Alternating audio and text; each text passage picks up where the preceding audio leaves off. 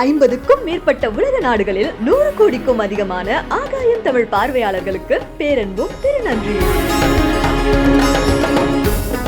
முதல் விஷயம் 2026க்குள்ள நுழையறதுக்குள்ள இப்ப உட்கார்ந்து எக்ஸாக்டா எந்த குறிக்கோளை நோக்கி நீங்க இயங்கணும், எது உங்களுடைய பிரையாரிட்டி, உங்க உடல் நலம் சார்ந்து, மனநலம் சார்ந்து, உறவுகள் சார்ந்து, செல்வ வளம் சார்ந்து, சமூகத்தில் உங்களுடைய சமூக செயல்பாடுகள் சார்ந்து, என்னென்ன துறையிலெல்லாம் நீங்க முன்னேறணும்னு நினைக்கலாம், அந்த துறையிலெல்லாம் என்ன செய்யணும்னு பிரையாரிட்டிஸ் லிஸ்ட் போடுங்க. சுய பச்சாதாபத்திலிருந்து உங்களை உடைத்து கொண்டு வெளியேறுங்கள். நான் ஒரு சாதாரண பர்சன், அப்படி பிறந்தவன், அப்படி இருந்து உருவானவன், இதுவே என் வாழ்க்கையில பெரிய சாதனை, எப்படியோ இழுத்துறனே. மிக மிக தவறான, தற்கொலையை விட மோசமான சுய பச்சாதாபத்திலிருந்து வெளியேறுங்கள். உங்க பிரையாரிட்டிஸ்ல, உங்க கோல்ஸ்ல கிளாரிட்டி இருக்கணும். சும்மா இப்ப நான் 20 ஹோட்டல் நடத்துறேன், 2000 ஹோட்டல் ஆனா நல்லதான் இருக்கும், ஒரு 10,000 ஹோட்டல மாத்தலாம்னு உட்காந்து யோசிப்போம். அப்படியே 2000 ஆகுதான்னு பார்ப்போம், நடக்காது. இப்ப 20 ஹோட்டல்ல இருந்து அடுத்த நிலைக்கு நான் என்ன பண்ணணும், இமீடியட் ஸ்டெப்ஸ் என்ன? இதுல சில ஸ்டெப்ஸ் எடுத்தா ஷூர் சக்சஸ், சில ஸ்டெப்ஸ் எடுத்தா ஒருவேளை வந்தாலும் வரலாம், போனாலும் போகலாம். இந்த மாதிரி ரிஸ்க், இதை எல்லாத்தையும் உட்கார்ந்து எழுதணும். கண் முன்னால் இதையெல்லாம் இருக்கணும்.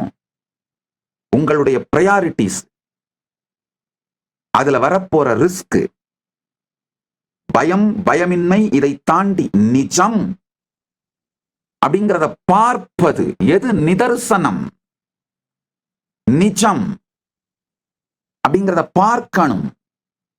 பொறுமையோடு உங்களுடைய வாழ்க்கையின் நோக்கத்தை நீங்கள் வடிவமைத்து சிந்தித்து எழுத வேண்டும். இல்லைன்னாங்க அப்படியே உங்க எனர்ஜி டிசிபேட் ஆகி அப்படியே காணாம போயிடுவீங்க. இப்போ இத்தனை ஆண்டுகள் எப்படி உருண்டு வீணா நாசமா போச்சோ அதே மாதிரி 2026 காணாம போயிடும். திடீர்னு 2027 கண் முன்னாடி வந்து நிற்கும். ஆனா நீங்க அதே நபரா இருந்துட்டு இருப்பீங்க. நான் என்னுடைய கைலாசவாசிகளுக்கு திரும்ப திரும்ப சொல்லுவாப்பா, தப்பு பண்ணாம வாழ முடியாதுப்பா, ஆனா ஒரே தப்பு பண்ணாமலாவது இருங்கப்பா. ஏன்னா ஒரே தப்பு பண்றாங்கனால என்ன அர்த்தம்னா அதுக்கு கூட யோசிக்கிற தயாரா இல்ல. கிரியேட்டிவிட்டி இல்லாம ஸ்டக் ஆகி கிடக்கிற, ஸ்டாக்னன்ட் ஆகி கிடக்கிறவன் ரொம்ப ஈனத்தனமான சீப் த்ரில்ஸ்ல ஸ்டக் ஆகிருப்பானுங்கய்யா. நான் பார்த்துருக்கேன் இந்த வீடியோ கேம், என்ன சீப்பான த்ரில். அதெல்லாம் தொடர்ந்து சோசியல் மீடியாவை ஸ்க்ரோல் பண்ணிட்டு, செக்ஸ்ட் பண்ணிட்டு, மெசேஜஸ் போட்டுட்டு, ஒரு சீப் டோபமின் பிளஷர், டோபமின் சர்ஜுக்காக ஒரு சீப் த்ரில், இப்படியே லைஃப் கழிஞ்சிருங்கயா. சீப் த்ரில்லும் ரெஸ்பான்சிபிலிட்டி இல்லாத டே ட்ரீமிங்கும் ஸ்டக் ஆகி போயிருக்கிற வாழ்க்கை முறையா மாறிடும், ஸ்டாக்னன்ட் ஆயிடும். முதல்ல உங்க கோல்ஸை எழுதணும். அந்த கோல்ஸுக்கு உங்களுடைய எனர்ஜிய அதுல தான் போக்கஸ் பண்ணணும். உங்க பிரையாரிட்டிஸ் கிளீன் ஆனாதான் உங்க எனர்ஜி அலாட் பண்றதும் நடக்கும். அதாவது முதல்ல உங்களுடைய வாழ்க்கையோட நோக்கம், விஷன், அதோட போக்கு, மிஷன், பிரையாரிட்டிஸ், உடனடியா செய்ய வேண்டிய செயல்கள், இது உங்க வாழ்க்கையோட ஒவ்வொரு துறைக்கும் கிளியர் ஆனா மட்டும்தான் வாழ்க்கை வாழ துவங்குவீர்கள். அது மனசுல எல்லாம் எழுதி வச்சீங்கன்னா 1000 மெசேஜோட இது ஒண்ணு போயிரும், காணாம போயிரும். எழுதி வைக்கணும். மனசுல எழுதுறது தண்ணியில எழுதுறதை விட மோசமானது. சுனாமி வர்ற கடல்ல எழுதுறதுக்கு சமம் உங்க மனசுல எழுதி வைக்கிறது. என் மைண்ட்ல திங்க் பண்ணி நோட் பண்ணி வச்சுப்பேன் சாமி, தருதரமே. சுனாமி வர்ற கடல் தண்ணியில எழுதி வச்சதுக்கு சமம். கடல் தண்ணி மேல எழுதினாலும் நிற்காது. சுனாமி வந்துட்டு போயிட்டு இருக்க கடல் தண்ணி மேல எழுதுனீங்கன்னா என்ன நிற்கும்? எழுதவே முடியாது. அப்படித்தான் உங்க மனசுக்குள்ள நீங்க எழுதி வைக்கிற, திங்க் பண்ணி டிசைட் பண்ற எல்லாமே இந்த மந்தத்தனத்தோடு நாளாந்தரமாக வாழ்கிற வாழ்க்கையிலிருந்து வெளியில வாங்க. உங்க கோல்ஸ், இன்டென்ஷன்ஸ் டீட்டெயிலா உங்க விஷன், மிஷன் ஸ்பெல் பண்ணப்படணும்.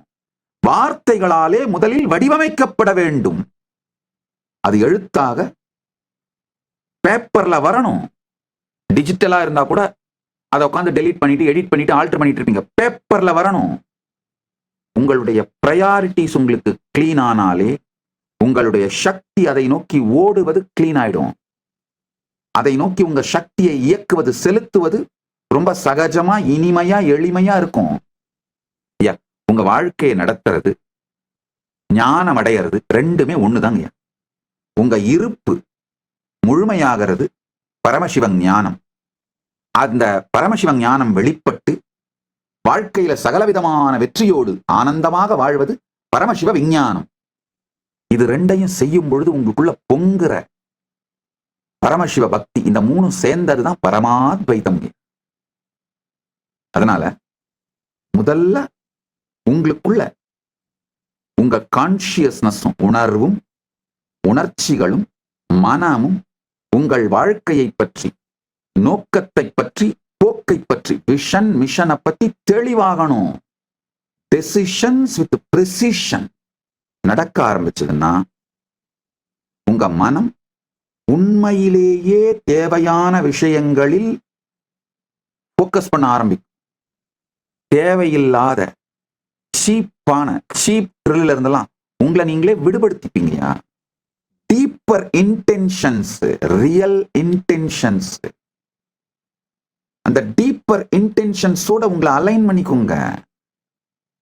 சூழ்நிலைக்கு ஏத்த மாதிரி ட்ரிஃப்ட் ஆகிக்கிட்டே போற இந்த நாசமா போன வாழ்க்கை முறையை வாழாதீங்க. இந்த சூழ்நிலைக்கு ஏத்த மாதிரி ட்ரிஃப்ட் ஆகிட்டே போறதுன்றதுக்கு பாருங்க.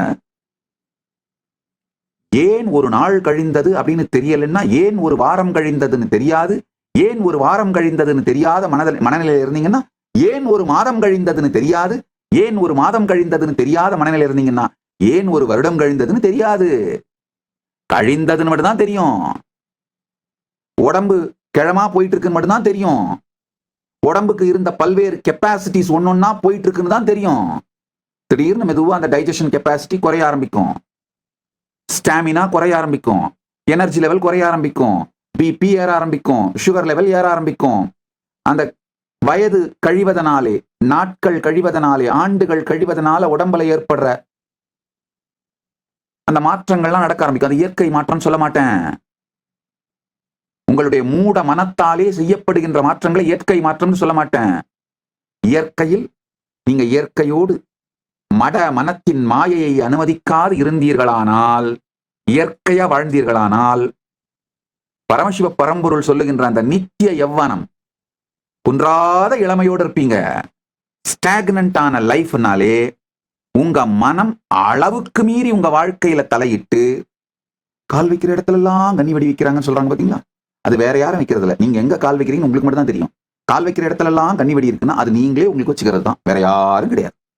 யார் யாரெல்லாம் உங்க வாழ்க்கையை பார்த்து என்னடா கால் வைக்கிற இடத்துல எல்லாம் கண்ணி வெடி வைக்கிறாங்களே அப்படின்னு நினைக்கிறீங்களோ அவங்க எல்லாம் தெரிஞ்சுக்கோங்க, அந்த கண்ணி வெடி நீங்களாதான் உங்களுக்கு வச்சுக்கிறீங்க, வேற யாரும் கிடையாது.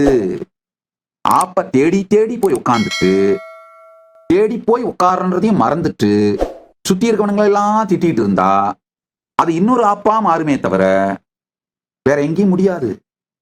லைஃப சக்சஸ் ஆக்குற ஆப் ஒன்னு சொல்றேன் கேட்டுக்கோங்க. ஆப்ப தேடி தேடி போறது பதிலா இந்த லைஃப சக்சஸ் ஆகிற ஆப்பை தேடி போங்க. அதுதான் ஜீவன் முக்த ஞானம். ஆஸ் நித்யானந்த AI லைஃப சக்சஸ் ஆக்க ஆப். எப்படி தேடி தேடி போய் ஆப்பு மேல உட்காராம இருக்கிறதுன்னு கத்துக்கிற ஆப். உங்கள் எல்லா பிரச்சனைகளுக்கும் தீர்வுகளை பெற பகவான் நித்யானந்தரை கேளுங்கள். Ask Nithyananda AI.